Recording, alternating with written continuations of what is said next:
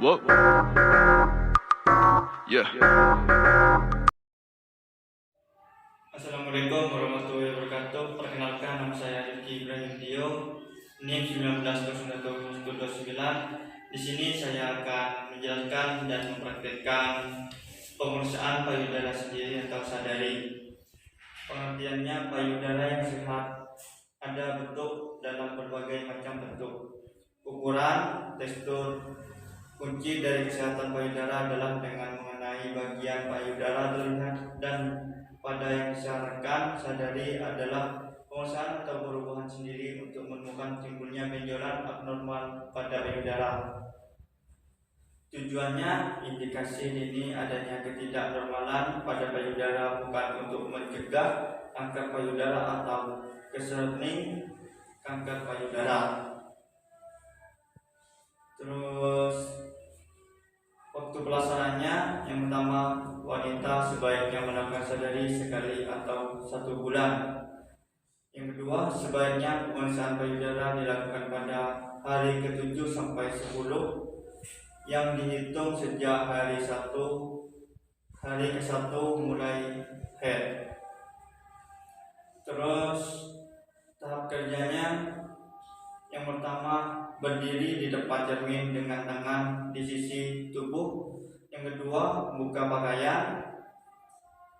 Terus inspeksi, lihat apakah ada perubahan pada payudara atau ukuran, bentuk, warna kulit, atau jika ada kerutan, lekukan seperti lesung pipi pada kulit, lihat pada gambar. Terus yang ketiga, lihat puting susu dan perhatikan ukuran dan bentuknya serta arah jatuhnya, atau misalkan apakah kedua payudara menggantung secara seimbang. Periksa juga apakah terdapat ruam atau nyeri pada kulit dan apakah keluar cairan dari puting. Yang keempat, minta ibu klien untuk mengangkat kedua tangannya ke atas kepala seperti ini, kemudian menekan kedua tangan di pinggang untuk mencegah otot payudara atau frontal atau vertebralis seperti ini. Terus yang keenam ini, pada setiap posisi periksa ukuran bentuk dan simetris, lakukan puting atau kulit payudara dan lihat apakah ada kelainan. Atau kedua posisi tersebut juga dapat terlihat jeruk atau lekukan atau kulit jika ada. Yang ketujuh, kemudian minta klien untuk membungkuk badannya ke depan, untuk melihat apakah kedua payudara bergantung atau secara seimbang seperti ini. Terus yang ke-8, palpasi. Pemeriksaan ini bisa dilakukan secara berdiri atau berbaring.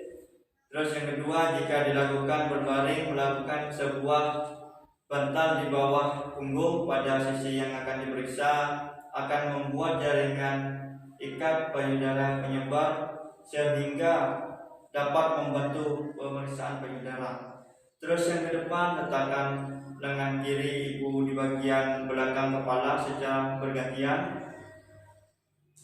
Terus yang 10 ini, satu tangan melakukan palpasi gunakan permukaan 3 jari tengah Anda. Lakukan palpasi payudara dengan menggunakan teknik spiral.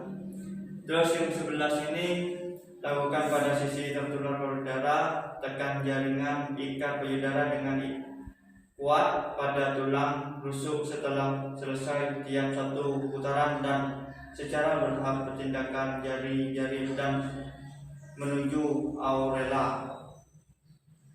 Terus yang ke-12, lanjutkan sampai semua bagian selesai diperiksa. Perhatikan apakah terdapat benjolan atau nyeri. Terus dengan menggunakan ibu jari dan ibu telunjuk tekan putih payudara dengan lembut, lihat apakah keluar cairan bening keruh. Terus yang ke-14, lakukan langkah tersebut pada payudara bagian lainnya. Terus yang ke-15, jika ada keraguan tentang temuan atau misalnya apakah terdapat benjolan, ulangi langkah-langkah. Ibu duduk dengan kedua lengan di sisi badannya. Terus yang ke-16, untuk mempalpasi bagian pangkal payudara, minta ibu duduk dan mengangkat lengan kiri setinggi bahu. Bila perlu, minta ibu meletakkan tangan di bahu Anda. Letakkan sisi luar dari otot pectoralis sambil berhadap, menggerakkan jari-jari ke pangkal ketiak untuk memeriksa apakah terdapat bebesaran kelenjar getah bening. Terus yang ke-17 ini, ulangi langkah tersebut untuk payudara sebelah kiri.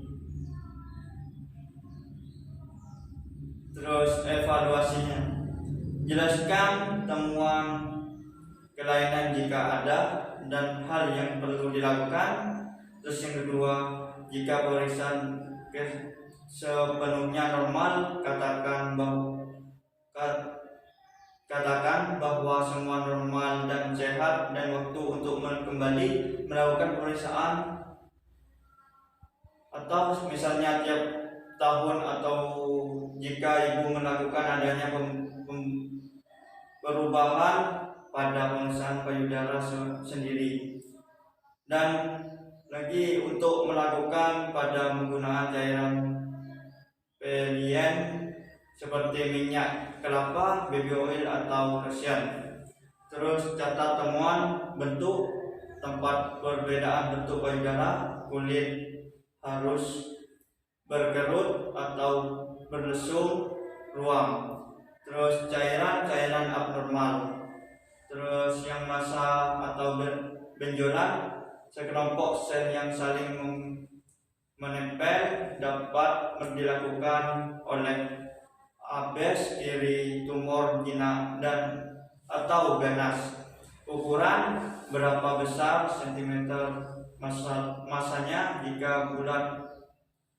Terus konsistensi, keras, lunak, berisi cairan atau mengeras.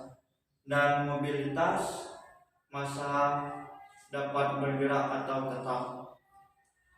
Baik, mungkin seperti itu penjelasan dari saya. Kurang lebihnya mohon maaf. Wassalamualaikum warahmatullahi wabarakatuh.